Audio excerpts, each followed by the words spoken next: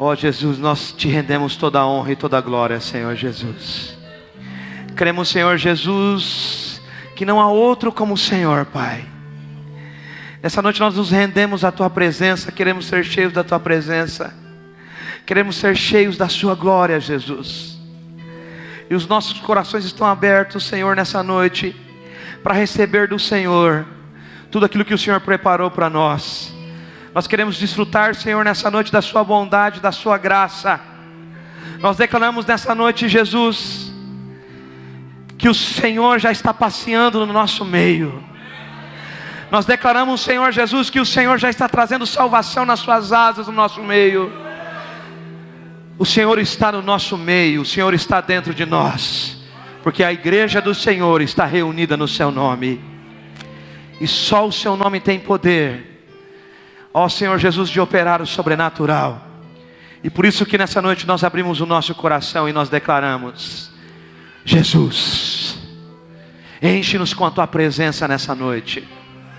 Enche-nos com o Teu poder nessa noite, para que possamos desfrutar de tudo que o Senhor tem para nós nessa noite. Diga assim: Senhor Jesus, o meu coração está aberto para receber do Senhor. E eu creio que o Senhor já preparou uma palavra para mim. Olha para o seu irmão assim: Deus tem uma palavra para você nessa noite. Amém, meu irmão? A graça e a paz do Senhor Jesus. Amém, irmãos? Amém. Quem está feliz com Jesus, diga glória a Deus. Glória a Deus. Diga aleluia. Diga assim: hoje Deus vai fazer grandes coisas na minha vida. Hoje Deus vai fazer grandes coisas na sua vida. Amém, meu irmão? Nós estamos aqui nessa noite para sermos cheios da glória de Deus, sermos cheios da presença de Deus e desfrutar de tudo aquilo que o Senhor tem para nós. Amém? Convido você a abrir sua Bíblia comigo em Romanos no capítulo 14, verso 17.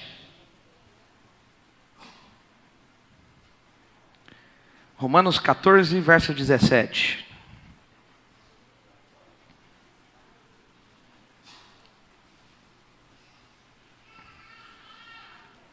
Quantos acharam, diga amém. Se você não achou, fala para o seu irmão: seu irmão, dá uma carona para mim. Não tem problema. Aleluia.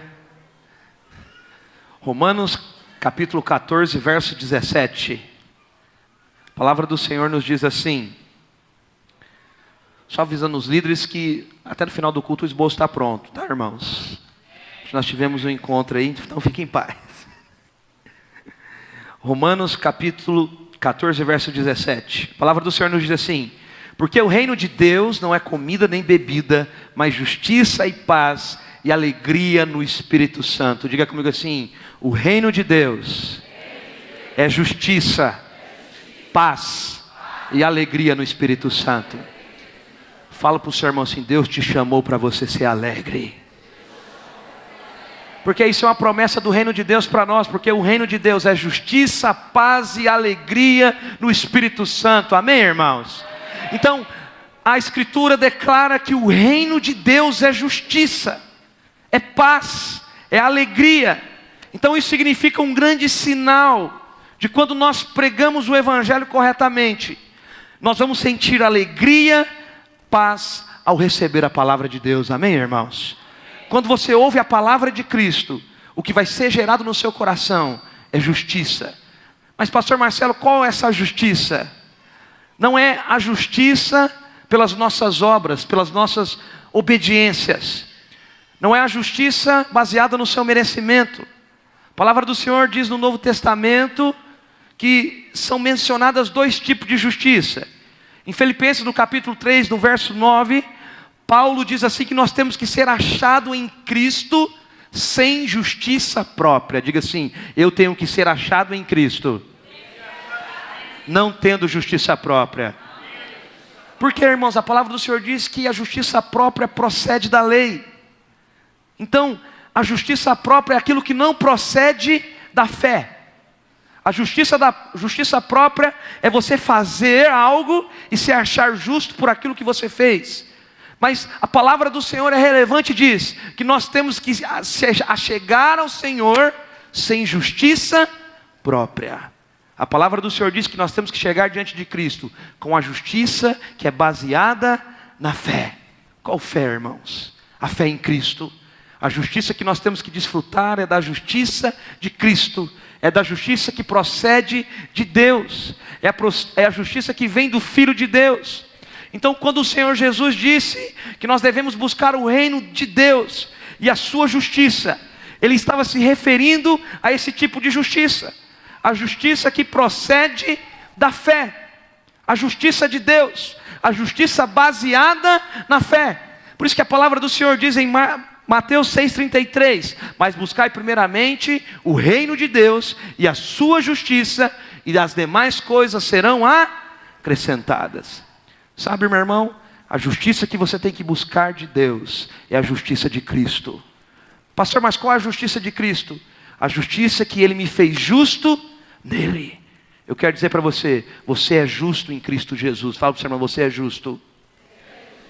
Sabe, nós não estamos mais debaixo da lei, sabe, e nem debaixo de alguma forma de ordenança. Nós fomos libertos da lei, mas isso não significa que não existe mais mandamentos no Novo Testamento.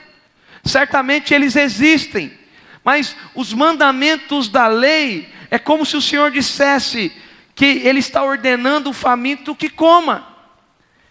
Ele ordena o cansado que descanse. Isso é a lei para nós no Novo Testamento. Por quê? Porque a palavra do Senhor diz que a lei foi cravada no meu coração e no seu coração pelo Espírito. Diga assim, a lei está cravada no meu coração pelo Espírito. Então, é a mesma coisa de você ordenar um cansado que descanse. Então, no meio teológico, isso é chamado de imperativos. Fala para o seu irmão assim, imperativos. Então, todavia, antes de nós enfatizarmos imperativos, eu vou dar uma aula de português para você, praticamente rapidinho aqui para você entender. Nós temos que enfatizar o quê? Os indicativos. Nós temos que entender os indicativos. Quantos aqui já estudaram português na escola aqui? Né? Faz tempo, né? O pastor não lembra mais de nada. Deus me livre. Vocês, graças a Deus hoje que quando você digita lá no WhatsApp, no celular, corrige automaticamente, né, irmão? Tem uns irmãos que dizem assim, né? Então, se você lembrar de alguma aula de gramática, você vai perceber, você vai lembrar que todo verbo, ele possui o quê? Um tempo e um modo. Então, o tempo pode ser o presente, o passado e o futuro. Mas o modo pode ser indicativo ou imperativo. Ô pastor Marcelo, você vai complicar minha cabeça agora. Né? Então, claro que existe também o subjuntivo. Mas nós não vamos falar do subjuntivo. Eu não quero falar para você de português hoje. Só estou querendo falar algo claro para você entender o que eu quero dizer mais para frente para você. Então, eu quero dizer para você que os imperativos de Deus, diga assim, os imperativos de Deus são baseados nos seus indicativos. Mas pastor Marcelo, complicou minha cabeça agora. Ficou tudo doido agora, não estou entendendo nada. Não quero que você entenda ainda não. Daqui a pouco nós vamos chegar no ponto que eu quero que você entenda. Então, os indicativos de Deus, o que é os indicativos de Deus? Fala a respeito de quem nós somos. Diga assim, indicativo fala de quem eu sou. Indicativo também vai falar o que nós temos em Cristo, amém, irmãos? E o que nós podemos fazer em Cristo. Então, é somente em função disso que nós somos capazes do quê? De obedecer os imperativos. Aí eu vou chegar no ponto para você. Então, por que Cristo nos amou? Por que Cristo me amou? Porque Cristo amou o marido. É por isso que você ama a sua esposa. Por isso que Jesus disse assim, Paulo diz, ame a sua esposa como Cristo amou a igreja. Mas de fato eu só amo a minha esposa, entendo a revelação de Cristo, porque Cristo primeiro me amou. Então Ele nos amou primeiro. Nós fomos também ricamente perdoados. Então, por você ter sido ricamente perdoado pelo Senhor, você deve perdoar hoje livremente. Diga assim, Deus te perdoou. Por isso hoje, você tem que perdoar. Amém, irmãos? Porque nós somos uma nova criação, nós não vivemos mais como ímpios. Porque nós nascemos de novo em Cristo Jesus, nós desfrutamos de tudo aquilo que Ele tem para nós, amém, irmãos? Porque o Espírito Santo habita em nós, nós já não usaremos o nosso corpo para a impureza, para o pecado, para a prostituição. Então a nossa obediência aos imperativos divinos é apenas uma consequência, entenda agora, do poder indicativo da cruz na nossa vida, amém, irmãos? A sua obediência só é uma consequência da cruz na sua vida, amém?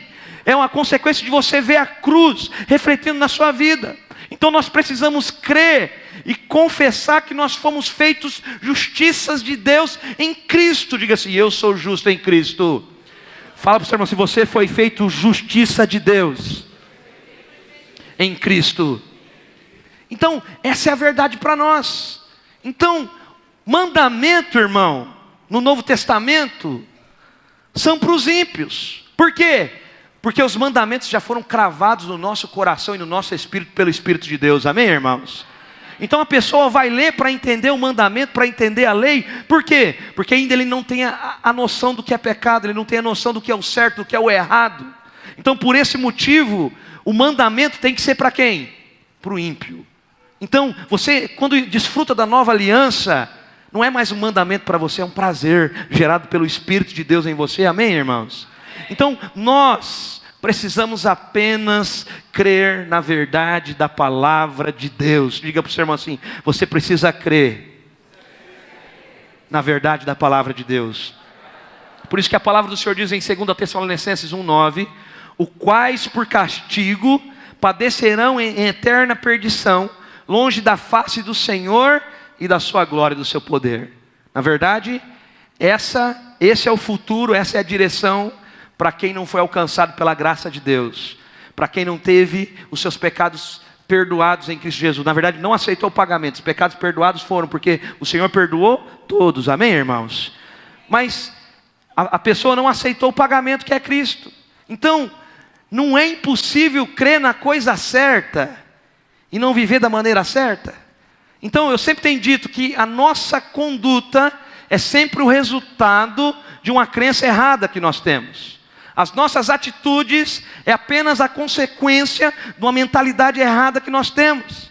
Então, evidentemente, o comportamento é importante, mas a ênfase maior sempre é sobre o que nós cremos. Fala para o seu irmão assim: o que é mais importante não é o seu comportamento, mas é o que você crê. Sabe, irmão? Porque da forma que você crê, vai gerar uma atitude na sua vida. A atitude é gerada por aquilo que você crê. Se você crê que é amado, você vai andar como alguém que é amado. Se você crê que tem que conquistar o amor de Deus, você vai viver a sua vida como alguém que tem que conquistar o amor de Deus dia após dia. Se você crer que é abençoado, você vai andar como uma pessoa abençoada. Se você pensa que tem que conquistar a bênção de Deus, você vai andar todos os dias tentando conquistar a bênção de Deus. Então, a sua crença, os seus pensamentos, de fato, vão direcionar suas atitudes. Então, a forma que você pensa vai conduzir a sua vida. Diga assim: o que eu penso conduz a minha vida. Então eu quero dizer para você, os indicativos que nós falamos aqui no começo da mensagem sempre vai apontar para Cristo. Quanto mais você contempla Cristo, mais você se torna como Ele.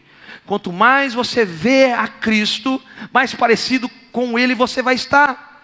Então, em todas as epístolas do Novo Testamento, Paulo, por isso que eu estou falando para você sobre indicativos, sobre essas coisas, que eu vou explicar o porquê eu estou usando essa ênfase. Em todas as epístolas do Novo Testamento, Paulo começa ensinando os indicativos da nossa posição em Cristo Jesus. Paulo, em todas as suas epístolas, ele sempre vai falar quem nós somos em Cristo. Ele sempre vai falar da nossa posição. Os mestres em teologia chamam isso de querigma. Então, somente depois disso, ele vai expor os imperativos de Deus, que são chamados também, se você já fez o CTL, nós temos uma aula específica que nós chamamos ela de didaquê, Então, a primeira parte que Paulo fala, de fato, sobre os indicativos é querigmas, mas depois vai ser o didaquê. Então, toda a epístola tem duas partes. Diga assim comigo, a primeira é querigma, diga assim, querigma. Diga assim agora, didaquê. Então, todas as epístolas paulinas são divididas dessas duas formas. Então, eu quero agora convidar você a abrir sua Bíblia em Efésios, e nós vamos estudar a epístola de Efésios. E nós vamos observar atentamente esse princípio do querigma e do didaquê nessa epístola. Então você vai entender o que de fato Paulo fala como indicativo e o imperativo. Vai ficar muito claro para você o que eu vou falar agora. Pode abrir Efésios no capítulo 2, verso 6.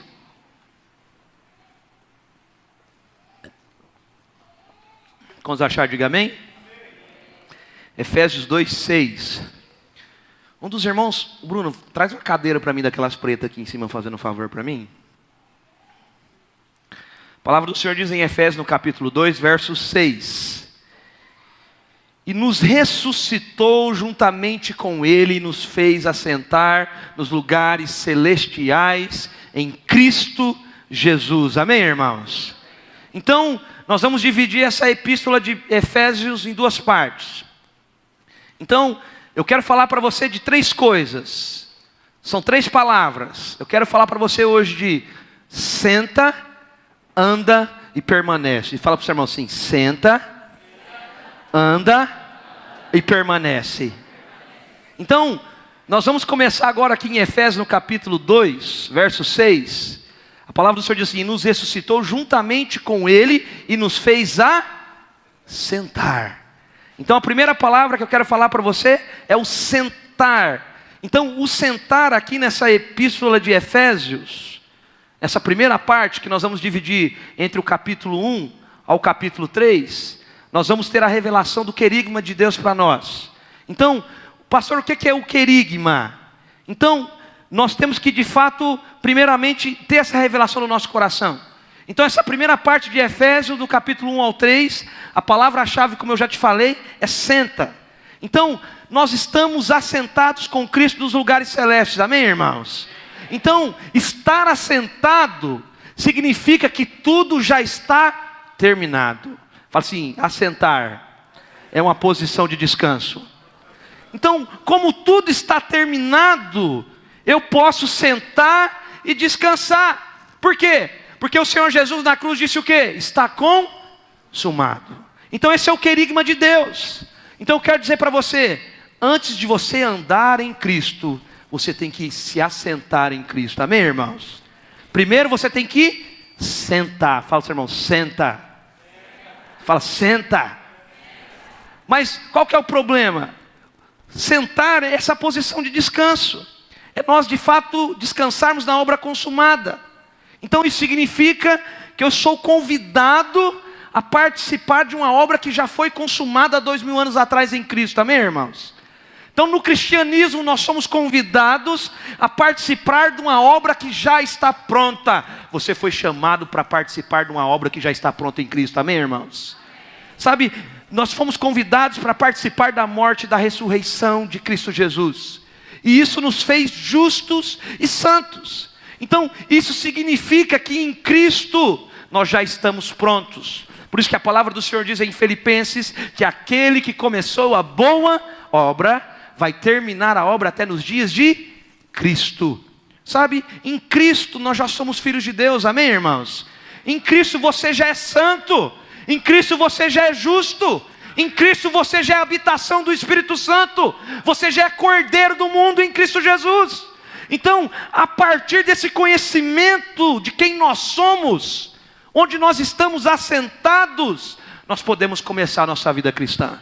É a partir daí que você começa a sua vida cristã. É a partir daí que você começa a desfrutar de favor sem limites na sua vida. É a partir daí que você vai desfrutar da graça abundante de Deus na sua vida. Quando você tem a revelação que você tem que estar primeiro assentado. Sabe, irmãos? a sua primeira posição em Cristo é a sua posição de descanso. Com base nessa obra consumada, nós não oramos para ter vitória.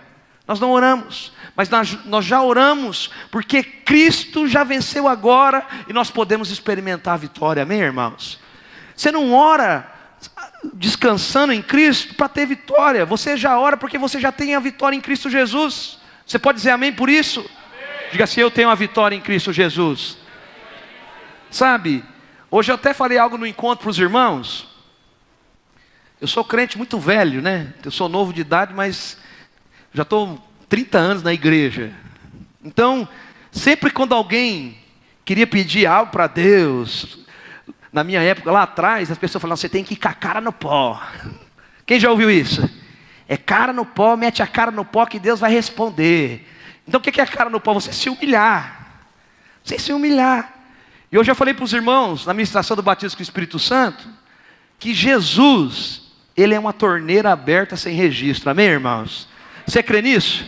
Por isso que a palavra do Senhor diz que aquele que crê em mim, do seu interior fluirão rios de água viva.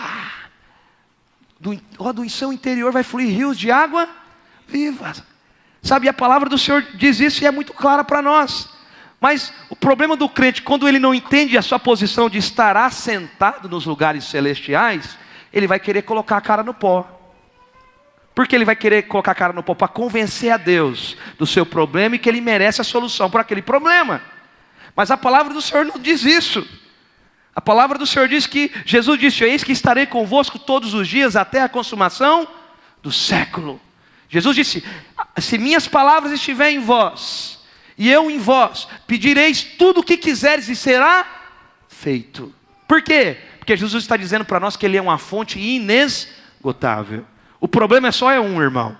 O problema, em vez de você abrir a sua boca e falar: Deus, eu creio, o Senhor já tem o sim para todas as promessas, você coloca a cara no pó e não fala nada. Sabe? O problema não é a fonte. O problema não é a água que está sendo derramada. O problema é que às vezes você é um copo, em vez de ser um copo virado de boca para cima, você é um copo de boca para baixo. E quando você é um copo de boca para baixo, você vai receber de Deus o que, irmão? Fala para mim. Só cara no pó. É só, não, eu tenho que passar pelo cativeiro mesmo, é o cara no pó. Por quê? Porque você esqueceu que você tem um Deus que é uma fonte inesgotável na sua vida, meu irmão. Eu quero dizer para você, o que importa não é você estar com a cara no pó, o que importa é você estar aqui. Senhor Jesus, estou aqui, eu quero receber. Eu estou em Ti, o Senhor está em mim, as Tuas palavras estão em mim, e eu creio que tudo aquilo que eu pedi já está feito no Senhor, porque eu estou assentado com o Senhor nos lugares celestiais. E quando eu chego diante do meu Pai, não sou eu, é o Senhor em mim. E quando o Pai olha para mim, Ele vê Cristo em mim. E como Deus pode negar algo para Cristo? Como, irmão? Como? Você está assentado nos lugares celestiais. Fala para o seu irmão: você está assentado. Fala assim: nós estamos assentados. Então você foi convidado a participar de uma obra que já está pronta. Amém, irmãos? Sabe, é com base nessa obra consumada que nós vamos desfrutar da vitória. Sabe, nós vamos experimentar da vitória porque Cristo já venceu.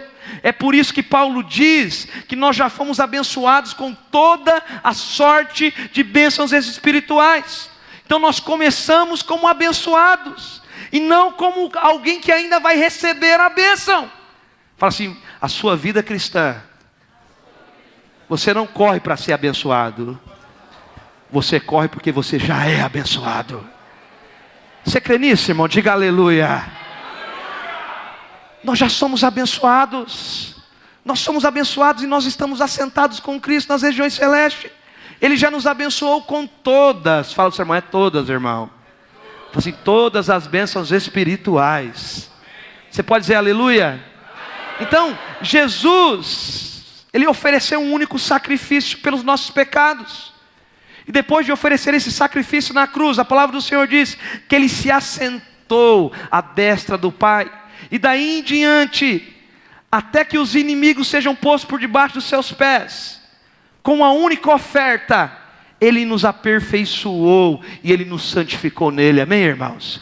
A palavra do Senhor diz em Hebreus no capítulo 10, verso 12 a 14: Mas este, havendo oferecido para sempre um único sacrifício pelos pecados, está assentado à destra de Deus, daqui em diante esperando até que seus inimigos sejam postos por escabelos dos seus pés. Porque com uma só oblação aperfeiçoou para sempre os que são santificados. Fala para o seu irmão assim: você foi aperfeiçoado para sempre em Cristo. A palavra do Senhor diz que no Velho Testamento o sacerdote ficava o tempo todo ministrando diariamente e oferecendo os mesmos sacrifícios que não podiam retirar todo o pecado do homem. Então, na velha aliança, toda vez que você pecava, você tinha que levar um sacrifício. Toda vez.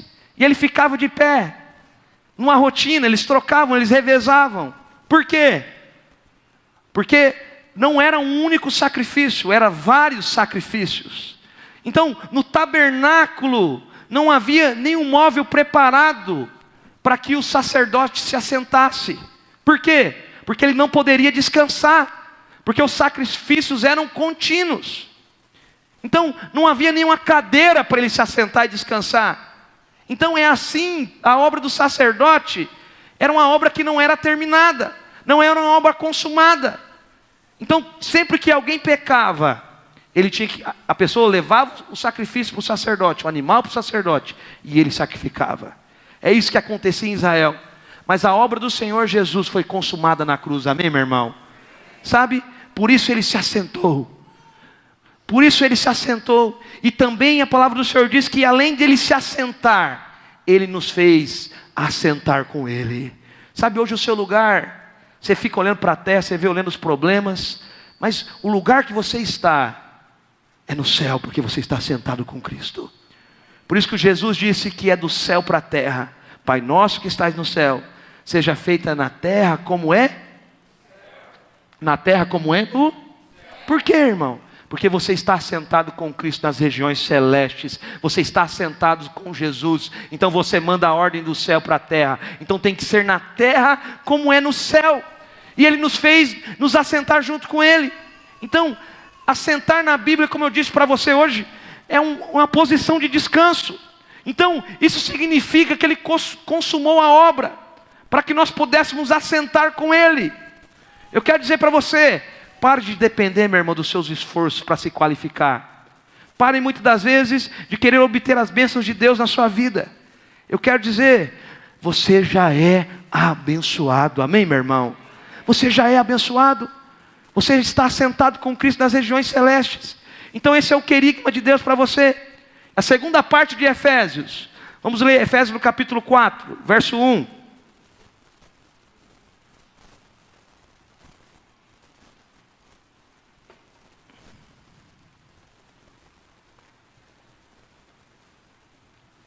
Vamos estudar o capítulo 4 e 5.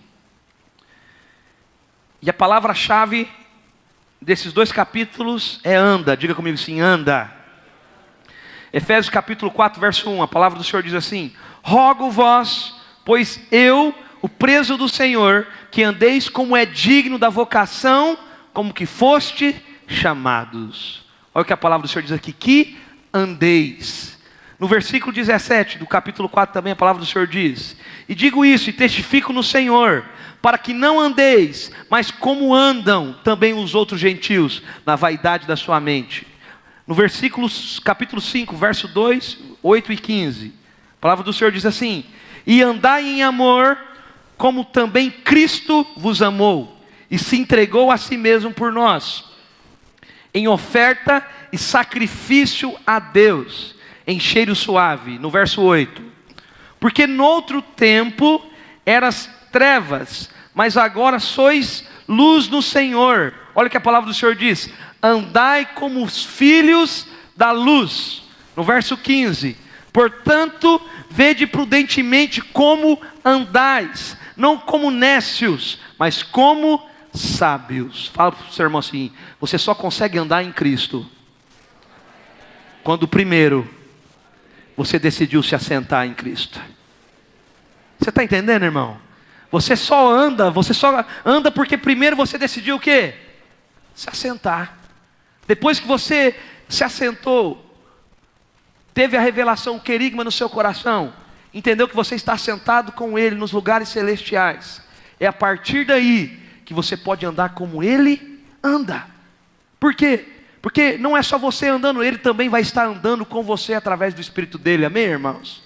Mas você só caminha nele quando primeiro você descansa nele. Qual que é o problema? Muitas das vezes nós queremos ser até homens de fé, mulheres de fé, mas nós não decidimos primeiro descansar nele. Nós não decidimos muitas vezes desfrutar da revelação de que nós estamos assentados com Ele nos lugares celestiais. Então a ideia é bem clara. Uma vez que nós entendemos a nossa posição em Cristo e que tudo foi dado por meio da obra consumada, nós podemos agora andar, amém, irmãos?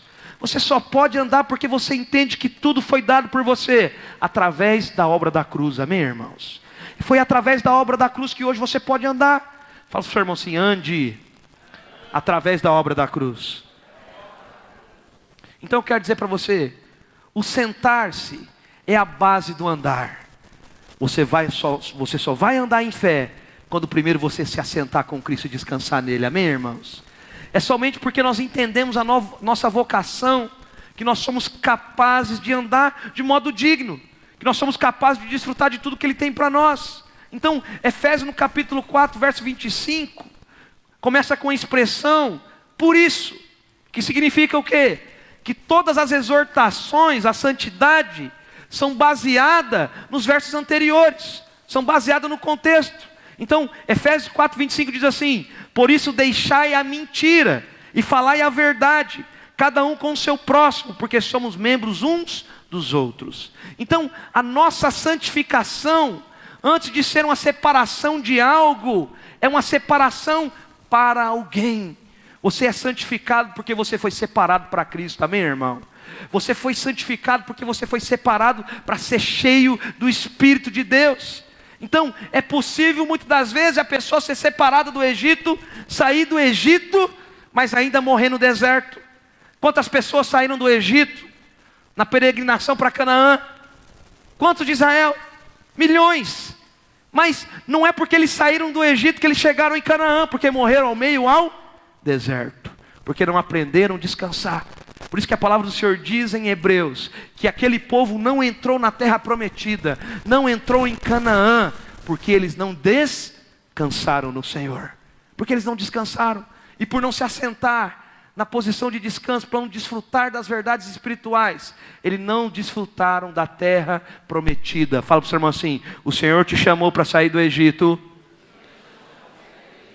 para vencer o deserto, mas para desfrutar de Canaã. Fala para o seu irmão, se você foi chamado para desfrutar de Canaã. Amém, irmãos? Nós fomos chamados para desfrutar da terra prometida. Então, nós não temos que só ser apenas separados do Egito. Nós temos que passar pelo deserto, mas nós temos que entrar dentro de Canaã. Então, nós temos que desfrutar de todos os indicativos de quem nós somos em Cristo. Nós temos que desfrutar de tudo que nós somos no Senhor Jesus. Então a verdadeira santificação é entender quem somos, o que nós podemos fazer nele, o que nós podemos desfrutar nele, quem nós somos nele. Essa é a verdadeira santificação, é você descobrir em Cristo quem você é nele. A minha pergunta para você: quem você é em Cristo, irmão? Fala para o seu irmão assim: quem você é em Cristo?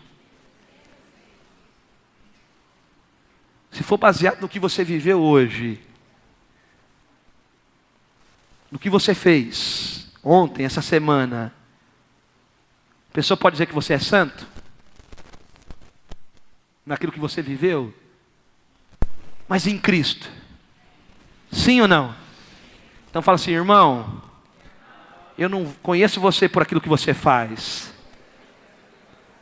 eu conheço você por quem você é. E você é santo, diga para ele: santo, justo, abençoado, favorecido em Cristo Jesus. Não é por aquilo que você faz, mas é por quem você é em Cristo Jesus. Amém, irmãos? É por quem você é. Essa é a verdadeira santificação. Então nós podemos desfrutar dele. E a última coisa que eu quero falar para você: por nós descansarmos, andarmos no querigma. O didaquê, de fato, é andarmos. E por andar, nós podemos também permanecer. Diga para o seu irmão assim: você pode permanecer. Porque primeiro você assentou. E depois você andou. Agora você vai permanecer nele. Amém, irmãos? Efésios no capítulo 6 diz que nós estamos envolvidos numa verdadeira guerra espiritual. Por isso a terceira parte de Efésios, a palavra-chave é permanece. Por isso que a palavra do Senhor diz em Efésios no capítulo 6, verso 11: revestivos de toda a armadura de Deus, para poder permanecer firmes contra as ciladas do diabo. Efésios 6,13: portanto tomai toda a armadura de Deus, para que possais resistir no dia mau, e havendo ficar tudo firmes. Mas por que você vai ficar firme? Porque você decidiu permanecer. Mas por que você decidiu permanecer? Porque você decidiu andar. Mas por que você decidiu andar? Porque antes você decidiu se assentar com Cristo nos lugares celestiais. Amém, meu irmão? Todas essas coisas são a consequência de você descansar nele, de você desfrutar nele. Esse é o querigma de Deus para você. Claro que o inimigo vai nos atacar com enfermidades, às vezes até com problemas financeiros. Pessoas às vezes se levantarão contra nós. Às vezes nós teremos pressões de todos os lados, mas ainda assim nós podemos ser inabaláveis em nossa fé. Por quê? Porque as obras do diabo estão debaixo dos nossos pés. As obras do diabo não têm poder contra nós, porque a palavra do Senhor diz que o diabo pode vir contra nós, mas o inferno não resiste o poder da igreja. Amém, irmãos? Não resiste, porque as portas do inferno não resistirão você. Por quê? Você é a igreja. Diga para o seu irmão: eu sou a igreja. Sabe, irmãos? Então, o inimigo, porém, ele não se importa com aqueles que mentem. O inimigo não está preocupado com aqueles que estão no mundo, com as pessoas que estão enganando nos seus negócios, ganhando dinheiro fácil, vivendo debaixo da impureza, dessa sensualidade, da prostituição. Sabe, o diabo simplesmente vai deixar esse tipo de pessoa em paz. Por quê? Porque a pessoa está fazendo tudo que ele gosta que ela faça. Você está entendendo? Por isso que muitas vezes você vai convidar o irmão para o encontro, para a célula, e você sabe que ele está vivendo aquela vida profana, desgramado, mas ele vai falar para você: tá bom. Por quê? Porque o diabo vai dar paz para ele. Vai dar paz para ele ir para o inferno. Você está entendendo? Vai dar paz na terra, porque o final dele é o quê? O inferno. Se ele não tiver Jesus, ele vai desfrutar daquilo que Deus tem para ele, irmão? Não. Nós só conseguimos desfrutar do que Deus tem para nós quando nós temos Cristo da nossa vida. Amém, irmãos? Então, o diabo simplesmente vai deixar esse tipo de pessoa em paz. Então ele quer que essas pessoas muitas das vezes prosperem. Por quê? Porque muitas vezes é um mau testemunho para o reino de Deus. Mas o inimigo, vou falar uma coisa para você, irmão. Eu sei uma coisa da minha vida e eu ando com uma convicção diária. Eu sei que Jesus me ama infinitamente. Eu não duvido do amor dele por nada nessa vida. Eu sei que eu sou amado sem limites pelo meu Pai. Mas eu sei também que diariamente eu sou odiado pelo diabo. Por quê? Porque quando você aprende a descansar, você vai possuir muitas das vezes uma vida cheia de alegria, com o brilho do Espírito nos seus olhos, um testemunho cheio de vida. Então, quando essas pessoas chegam no ambiente, um ambiente qualquer, torna esse ambiente cheio da presença de Deus. Então, esse tipo de pessoa vão enfrentar o quê? A batalha espiritual. Então, permanecer significa estar firme numa posição de vitória. Então, o inimigo está tentando tirar a bênção da cura, da prosperidade, a glória. Mas você simplesmente permanece no terreno firme da vitória da cruz. Amém, irmão? Você tem que permanecer no terreno de vitória, na conquista da cruz para você. Sabe, nós não oramos para alcançar a posição de vitória, nós já estamos na posição de vitória. Diga assim: eu estou na posição de vitória. É isso que diariamente o Senhor quer falar para você. Você tem que estar sentado, filho, em mim. Você tem que permanecer em mim. Você tem que andar em mim. Porque independente dos problemas, independente da circunstância, você vai estar em mim. E a sua fé vai ser uma fé inabalável. Por isso que a palavra do Senhor diz que nós não somos movidos por aquilo que nós vemos. Nós temos que ser movidos por aquilo que nós cremos. Diga assim: eu tenho que ser movido por aquilo que eu creio. Sabe, irmãos, Sabe, você está na posição de vencedor, porque Jesus venceu há 2000 anos atrás por você. Você está na posição de vitória, porque Jesus há 2000 anos atrás conquistou por você. Por isso nós permanecemos, porque nós já vencemos nele. Sabe, alguns oram muitas das vezes para ficar mais perto de Deus, mas nós oramos porque nós já fomos aproximados pelo sangue. Alguns clamam para que Deus venha, mas nós sabemos que Ele já está em nós, amém, irmãos?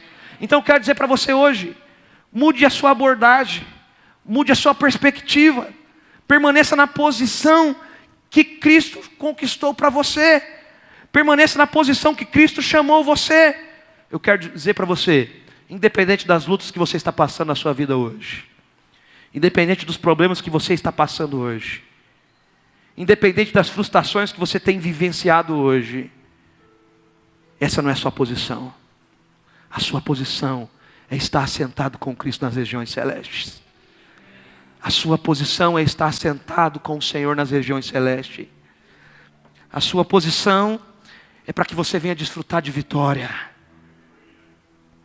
Por mais que você está vendo as lutas dentro da sua casa, por mais que você tenha visto problemas diante de você, circunstâncias que às vezes mudam o seu humor, mudam o seu emocional, frustrações que tiram você do centro da vontade de Deus. Mas eu quero dizer para você, essa não é a posição que Deus preparou para você. Porque a palavra do Senhor diz que o reino de Deus é cheio de justiça, paz e alegria